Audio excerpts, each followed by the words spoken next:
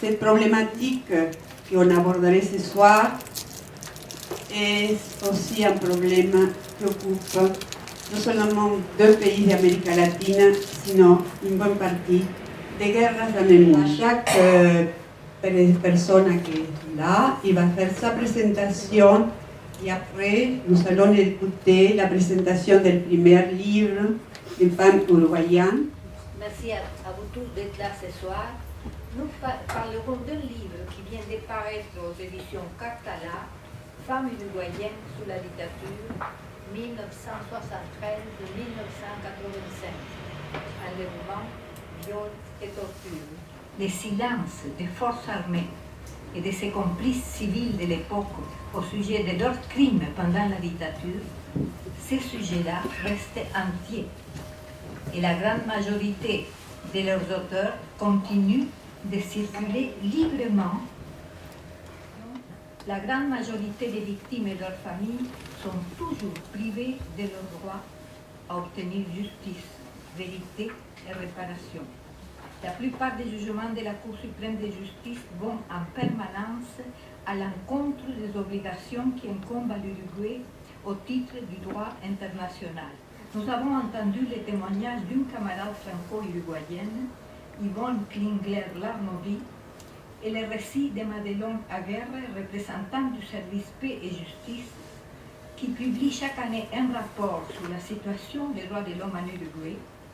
Et il s'agissait du témoignage des femmes qui, 30 ans après, et avoir gardé toutes ces années leur silence, ont osé parler ce qu'elles ont subi pendant toutes ces années de détention, leur disparition pendant des mois, les violences de toutes sortes, en particulier les viols pour les dégrader, les humilier et les dénigrer en tant que femmes, a été, et vous pouvez l'imaginer, un chemin dont notre ami Edmundo Gómez Mango, en tant que spécialiste, et notre camarade Martina Chavez, en tant que victime de la dictature argentine, nous en parlerons.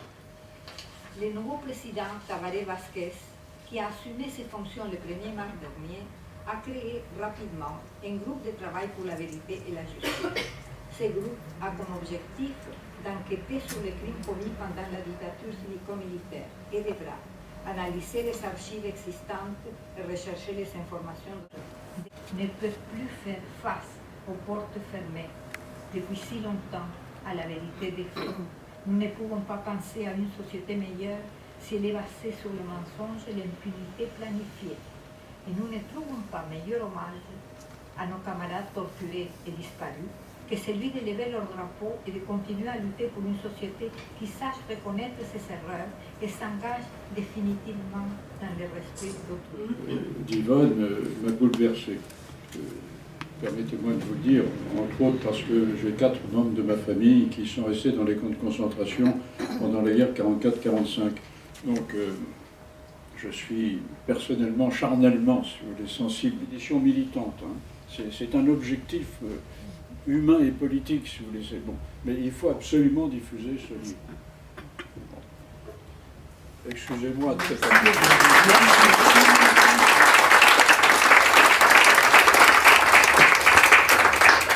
Très brièvement, je crois que la question de la torture, il a une dimension sociale extrêmement importante. N'est-ce pas? C'est pas atteindre une personne, ce qui veut le tortionnaire, mais c'est atteindre un tissu social. Et ça, ils ont pu le faire. En plus, il s'agit dans ce cas d'une torture très particulière, qui est la torture sexuelle. Tout d'abord, je voudrais remercier Alicia, les camarades du collectif pour la mémoire, cette maison qui nous donne l'occasion de témoigner encore, et évidemment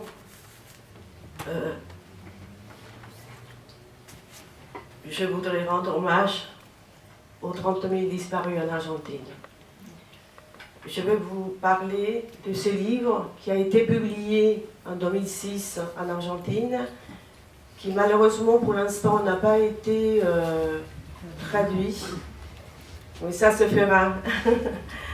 Je suis optimiste. Je voudrais lire la phrase qu'il nous a dédiée lors de la présentation de ses livres au Salon du Livre à Buenos Aires.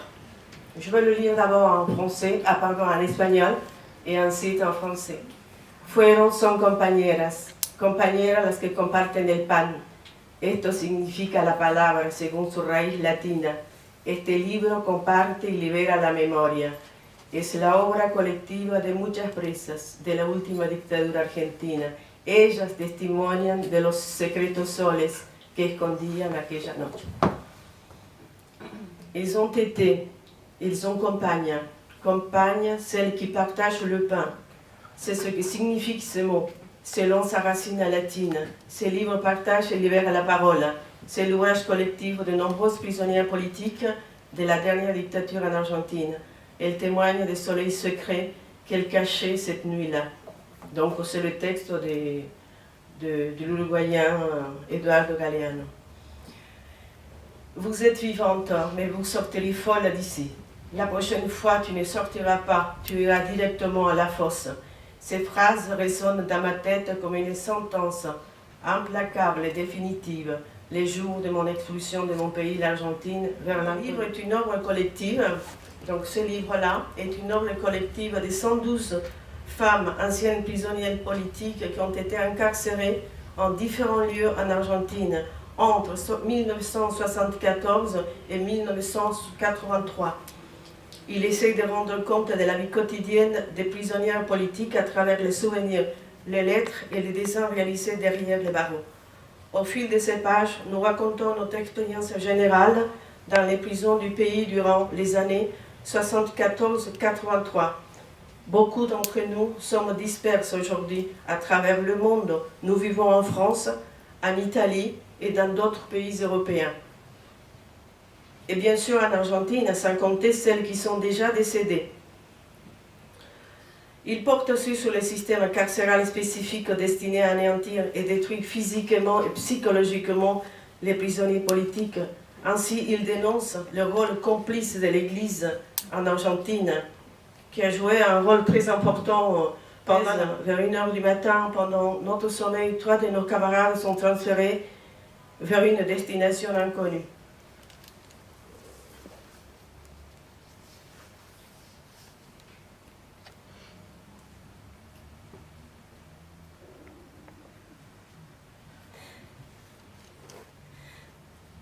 Une jeep militaire, les yeux bandés, menottés à la province de Ledesma, au lieu de la grande oligarchie terrienne de Cucuy.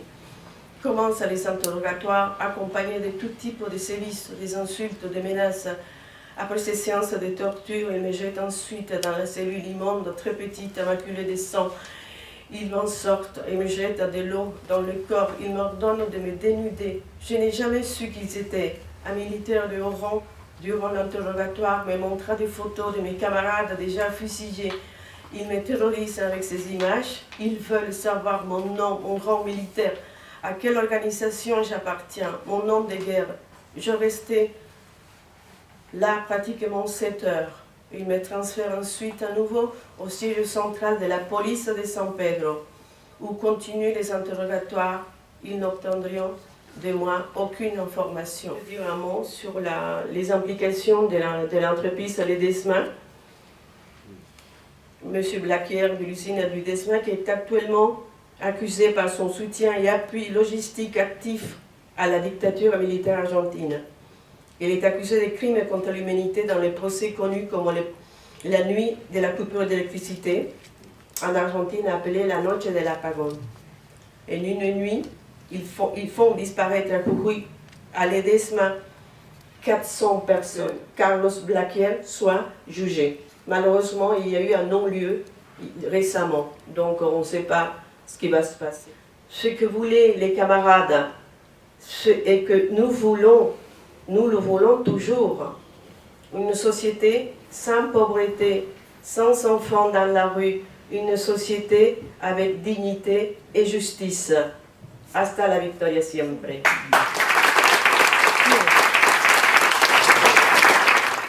La dictature militaire n'a pas eu lieu toute seule avec quelques généraux, c'est qu'ils ont eu des appuis. Ils ont eu des appuis Maintenant, on est en train on va juger.